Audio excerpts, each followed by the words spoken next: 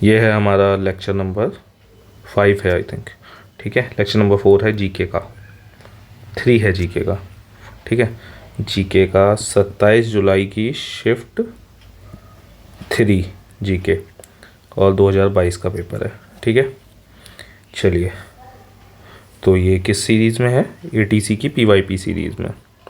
इनको पढ़ते चलिए, काफ़ी हद तक आइडिया हो जाएगा कि आपको पढ़ना क्या है, क्योंकि जीके का सिलेबस इतना वास्ट होता है कि अगर आप सोचें कि पूरा एंशिएंट ख़त्म करते हैं फिर मेडिवल पे जाएं, फिर पूरा हिस्ट्री के बाद पॉलिटी, जी और स्टैटिक, ये सब पढ़ेंगे तो बहुत समय लगने वाला है। इसलिए एक आइडिया बना के कि किस किस टॉपिक से कैसे हिसाब से आ रहा है, पीवाईपीज देख लेंगे तो बहुत बेहतर हो जाता है।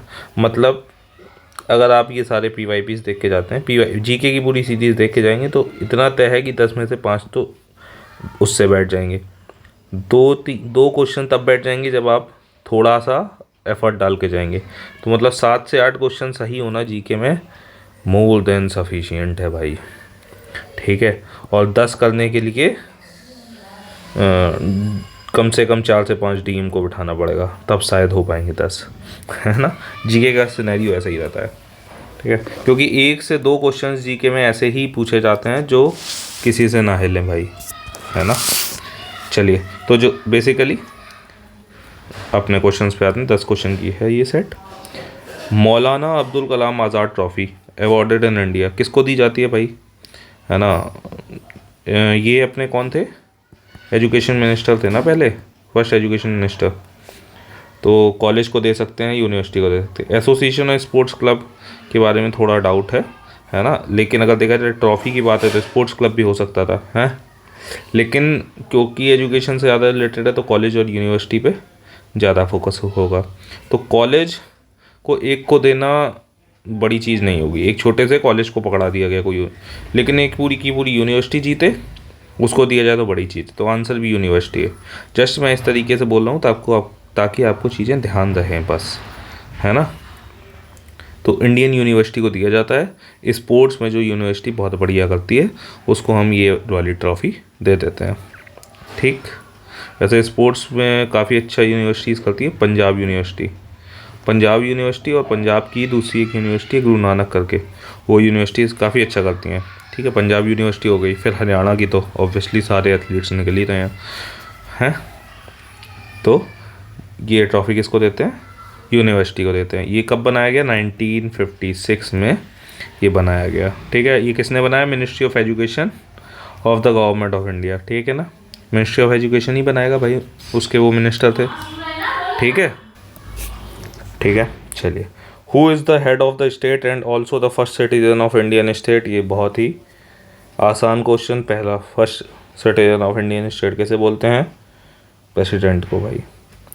प्रेसिडेंट को हम बोलते हैं नॉमिनल हेड ऑफ एग्जीक्यूटिव भी बोलते हैं, फर्स्ट सिटीजन भी बोलते हैं, कमांडर इन चीफ भी बोलते हैं। ठीक है, तो 2-3 नाम हो गए, कमांडर इन चीफ,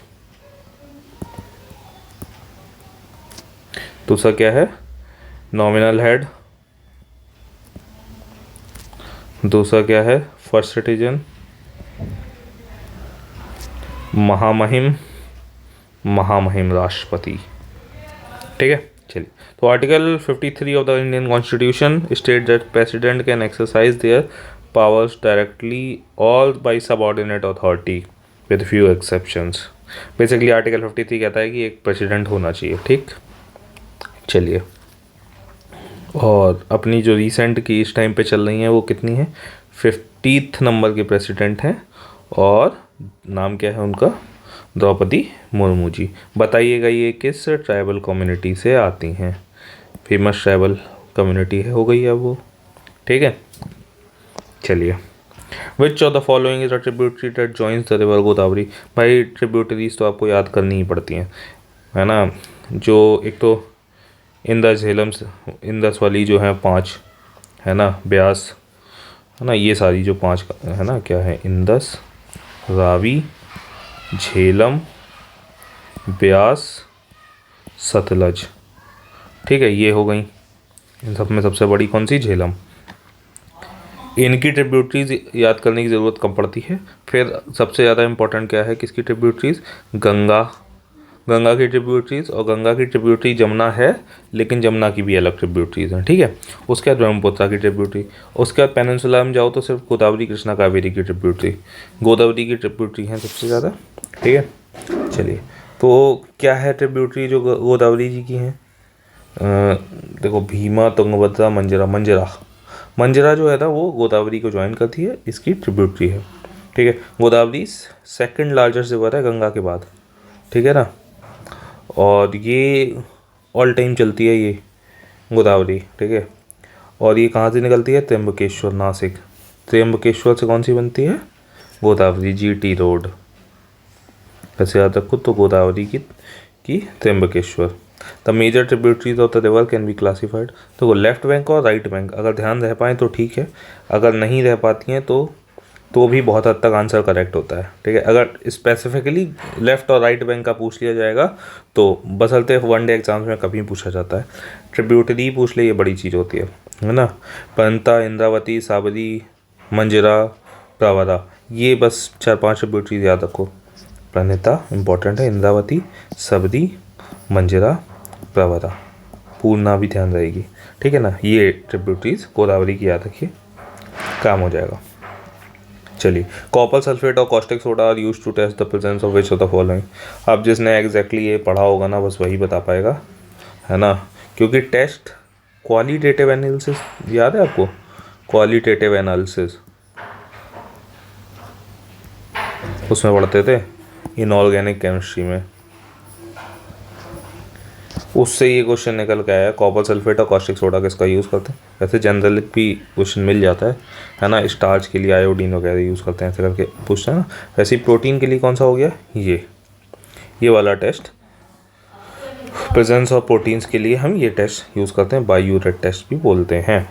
ये केमिकल टेस्ट है जिसमें पेप्टाइड बॉन्ड्स होते हैं या नहीं होते हैं उसका पता कर लेता है, ठीक है। तो बेसिकली इन दो का यूज़ करते हैं, caustic soda and copper sulphate. ये थोड़ा सा डिफिकल्ट साइड पे क्वेश्चन है, ठीक। Who among the following scientists first demonstrated interference from the light waves with a double slit? यह बहुत फेमस एक्सपेरिमेंट है, यंग्स डबल स्लिट एक्सपेरिमेंट। बहुत फेमस है, सब नहीं पढ़ा होगा 12th में, यंग्स डबल स्लिट एक्सपेरिमेंट। और ATC का जो पेपर देने आ रहा है उसने तो कंफर्म पढ़ा होगा, बिकॉज डायरेक्ट जो हमारा डिसिप्लिन वाला क्वेश्चन होता है मैथ्स और फिजिक्स का, है ना, उसमें ये क्वेश्चन पूछा जा गया है, काफ़ी पूछा जाता है। यंग्स डबल स्लिट के जो फॉर्मूले हैं 2 lambda by D, D lambda by D, ऐसे करके जो फॉर्मूले हैं डी लैम्डा बाई डी, ये जो फॉर्मूले हैं उनके बीच की वेवलेंथ कितनी है ना, वो पूछते हैं Thomas Young's double slit experiment. तो ये तो पक्का ही आसान है। नील्स बोर नहीं हो सकता, रॉबर्ट हुक भी नहीं हो सकता। हाइगन्स प्रिंसिपल, इससे पहले वाली शिफ्ट में एक हाइगन्स से रिलेटेड क्वेश्चन आया था, शायद याद हो, हाइगन्स प्रिंसिपल पे, ठीक है। तो देख रहे हैं शिफ्ट वाइज काफ़ी सिमिलरिटीज निकल के आती है। एक आपने देखा होगा एंटोनी लेवोसियर पे एक क्वेश्चन आया था पहले शिफ्ट में, उससे जस्ट पलटवार करके कुछ तो क्वेश्चन ऑक्सीजन की डिस्कवरी से रिलेटेड सेकंड में आया था, कुछ था, कुछ लिंक था, ठीक है ना। चलिए, the construction of Charminar in Hyderabad was completed in which year. ये भी बहुत थोड़ा सा ऐसा है कि पता होगा कि किस सेंचुरी में है तो फिर तो बता पाएगा, वरना डेट्स होती हैं याद होना ज़्यादातर लोगों के लिए मुश्किल रहती है, ठीक है। तो चारमीनार किसने बनाई थी? ये तो सबको पता है, मोहम्मद कुली कुतुब शाह ने। कब बनाई गई? 1551 में बनी गई, 91 में, 1591 AD में ये बन गई थी, ठीक है। 4 पिलर हैं इसमें, स्क्वायर शेप्ड स्ट्रक्चर है, और क्या है और कुछ। ये थोड़ा सा ये वाला पॉइंट मैंने इसलिए लिख दिया, ये the inscription on foundation stone, उसके जो फाउंडेशन स्टोन है उसमें ये लिखा है, fill this my city with people thou hast filled the river with fishes O Lord. ये पता नहीं क्यों ऐसे लिखा होगा, आजकल तो ऐसा कोई सिटी में नहीं लिखा जाएगा, क्योंकि आजकल तो ये लिखा जाएगा कि इस शहर को खाली करो लोगों से, ठीक है ना। बट उस वक्त की ज़रूरत होगी, ठीक है, तो लिखा गया है। चारमीनार ग्रेनाइट और लाइम मोर्टार से बना हुआ है, 4 पिलर हैं, ठीक है। और उनकी हाइट भी देख लीजिएगा, 48.7 मीटर हाइट है, 50 मीटर के आसपास है, 48 मीटर बोल सकते हो, इधर तक इतनी लंबी है, ठीक। चलिए, द मैकमोहन लाइन ये आसान क्वेश्चन है, मैक मोन लाइन सबको पता होता है, इंडिया चाइना। अब इंडिया अफगानिस्तान आपको पता होगा, इंडिया पाकिस्तान भी पता होगा, इंडिया भूटान भी पता होगा, मैं नहीं बताता, ठीक है ना। अगर नहीं पता है तो प्लीज़ सर्च करके देखना, है ना, पता चल ही जाएगा। रेड क्लिफ वगैरह है, ठीक है। इंडिया, अच्छा ये बताना कि कौन कौन सी CAPF फोर्सेज इनको गवर्न करती हैं। इंडिया पाकिस्तान में कौन सी होती है ना, इंडिया भूटान में कौन सी होती है ना, इंडिया चाइना में कौन सी होती है, और क्या है, इंडिया अफ़गानिस्तान में कौन सी गवर्न करती है। ठीक, इंडिया अफ़गानिस्तान की कोई प्रॉपर नहीं है, इन तीनों की बस बता देना, ठीक।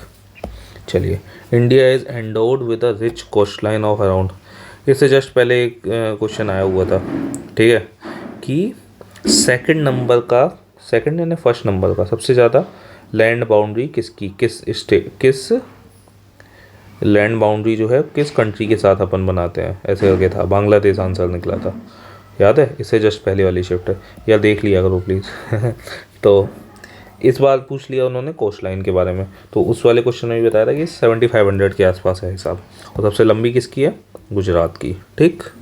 फिर महाराष्ट्र है, और सबसे कम किसकी है, नहीं सबसे कम वेस्ट बंगाल की नहीं है, गोवा की है भाई, ठीक है।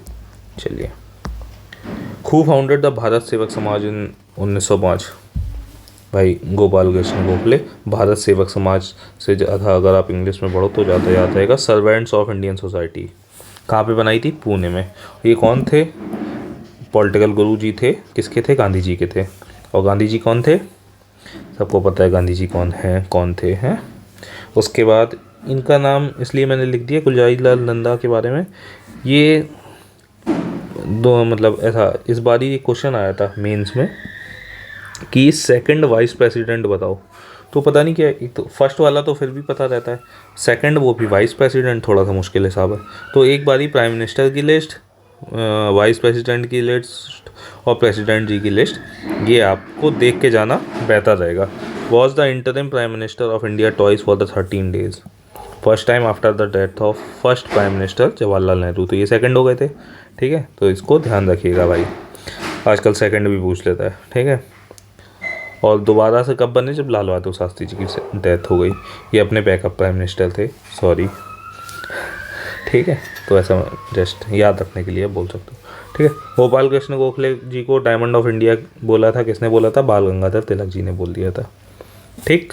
चलिए, तो मेन चीज़ ये ध्यान रखनी है कि भारत सेवक समाज किसने बनाया, गोपाल कृष्ण गोखले जी ने। मैं देखिए एक ही क्वेश्चन के साथ 150 क्वेश्चन बता देना, वो पूरी कहानी सी मतलब बताया जा सकता है ना, लेकिन आप एक क्वेश्चन को उस तरीके से 3-4 बार घुमा के बोलो ताकि वो क्वेश्चन एटलीस्ट याद रह जाए। कई बार ऐसा होता है कि हम उस क्वेश्चन के साथ साथ में 20 और क्वेश्चन आपको सुना दिए मैंने ऐसे ऐसे, फिर ये भूल जाते हो कि जो भाई जो मेन क्वेश्चन था उसका आंसर क्या था, है ना, वो मिस ही हो गया जो मेन सबसे इम्पोर्टेंट चीज़ थी। तो ऐसा ना हो, आप इसी चीज़ को बार बार बोलो, पुरानी चीज़ों से रिलेट करके बोलो ताकि ये ध्यान आ जाए कि ये वाला क्वेश्चन तो कंफर्म हो जाए।